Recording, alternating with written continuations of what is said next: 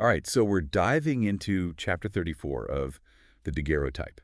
Anyone who's read it knows it's packed with symbolism. Oh, absolutely. We're going to unpack it all, especially how the author uses the daguerreotype, that early Yeah. photography, to explore things like memory, identity, the big choices we make. Yeah. Picture this, 1849, Fairhaven, Okay. time of massive change. It's huge change, yeah. And imagine a world without, I don't know, Instagram. A quick snapshot. Right. You want to remember something. You get a daguerreotype. Exactly. This is not just a picture, is it? It's almost like this magical thing at the time. Yeah. Way to hold on to a memory, like you said. Mm-hmm. Meticulously crafted, designed to last. Yeah. The weight people must have given them, those early photographs. It makes you think, right? Holding a tangible piece of the past. For sure. Which I think is why Manjiro's reaction is so interesting. Oh, interesting. How so? He's come so far, right? From Japan, he's seen so much. He's living with the Whitfields. But when he's offered a chance to have his daguerreotype taken, he's like, nope. Not for me. Yeah. It's not a simple decision for him, is it? No, not at all. It speaks volumes, I think, about his discomfort, maybe, with fixed definitions. Ooh, I like that. He's wrestling with his identity, caught between cultures, changing all the time. And it's like he understands, even if it's just instinct, that a photo, even one as detailed as a daguerreotype, can't really capture all of that. They can't capture the whole person. Exactly. Yeah, he's not someone who wants to be put in a box. Yeah, not at all. Speaking of contrasts, there's Terry. Right. Total opposite. Leaps at the chance to get his picture taken. Oh, yeah, he's all about it. Before running off to the California gold rush, no less. Of course, got to document the adventure. It's like these two, Manjiro and Terry, they embody such different approaches to life. Completely different. 1 foot out the door already. Right. And what's driving them, their motivations, that's fascinating too. Totally, yeah. You've got Terry, classic ambition, right? Desire for adventure. He wants to strike it rich. Just assumes, by the way, that Manjiro will be right there with him. Oh, interesting. But Manjiro, he's got this sense of duty to the Whitfields. Who've taken him in, become like family. Exactly. And let's not forget, he yearns to return to Japan. Right, his home. It's not just about ambition for him. It's purpose, responsibility.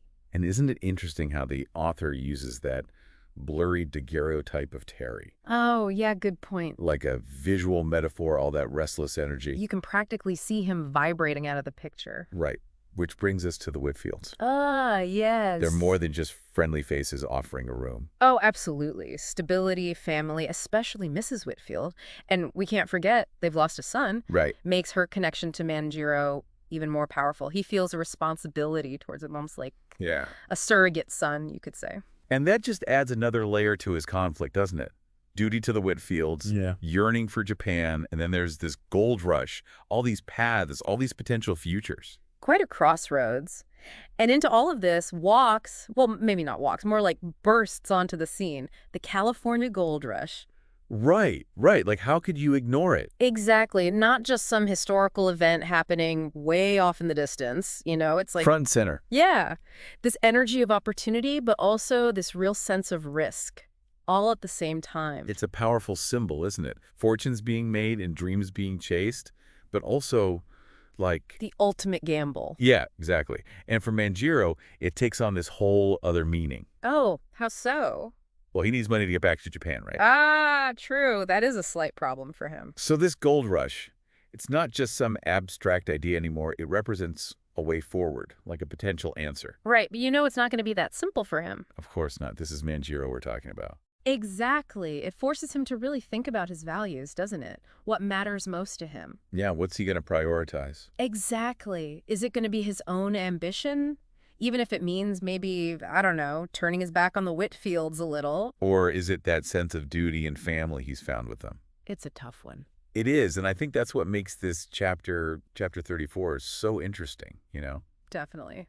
Keeps you on your toes, right? Totally. Yeah. It doesn't tell you what to think, It just, ends with Manjiro lost in thought, and you're left there wondering, What would I do? Yeah, exactly. Yeah. Like, if you were in his shoes, which factor would hold the most weight for you? It's funny, isn't it? This story, written so long ago, but it still speaks to us today. Totally. These themes, ambition, duty, belonging, they don't really go out of style. They're timeless, yeah. Manjiro's just trying to figure it all out, and honestly, aren't we all? Totally. And I love how the author takes these big universal themes, like we were just talking about, and puts them into this really quiet, character-driven moment. It's sneaky, isn't it? You don't even realize how invested you've gotten. Exactly.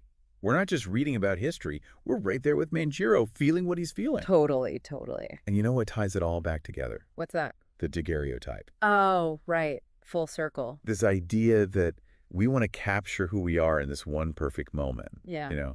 But we're always changing. Oh, constantly. It's like you said earlier about Manjiro, none of us wants to be put in a box and have that be it. Exactly. And this chapter, it reminds us that identity. It's not like a photograph. It's not this fixed thing. It's fluid. It changes. Exactly. It's shaped by everything around us, everything we experience, the people we meet, the choices we make. It's like this constant evolution, and I think it's something Manjiro is just starting to understand, really grapple with in this chapter. Absolutely. And you know what? It's something we could all stand to think about a little more, wouldn't you say? Absolutely. It's so easy to get caught up in the day-to-day and forget about the bigger picture. Who are we? What do we value? How do we want to move through the world? Big questions. They are, but they're important ones.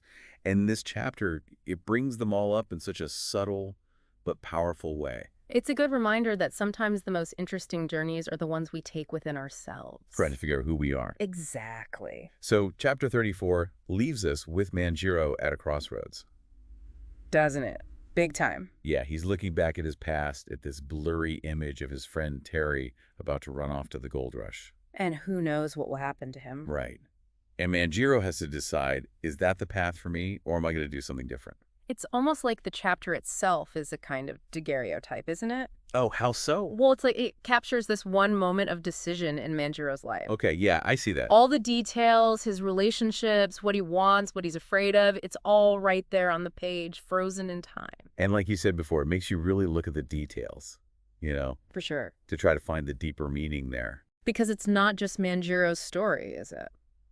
No, I don't think so. It's bigger than that. It's all of us, right? Yeah, it really is. Our own journeys, our own search for where we belong, what our purpose is. That's such a big question, and this chapter really makes you think about it. Makes you think about what home really means, too. Doesn't it? It's not always simple. Not at all. It can change so much over time. Absolutely. So as you continue reading the Daguerreotype, and you should, it's a great book. Yeah. Just keep this chapter 34, in the back of your mind, because it's doing a lot more than just moving the plot forward. It's like a mirror, right? Totally. Reflecting back at all of us, asking us, what would you do? What choices matter most to you? It's about how we define our sense of belonging, how we make a home for ourselves in the world. While still holding on to those important memories. And embracing the unknown, right? Because that's part of it, too. The future is never certain. That's what makes it exciting. That's a great place to leave it, I think.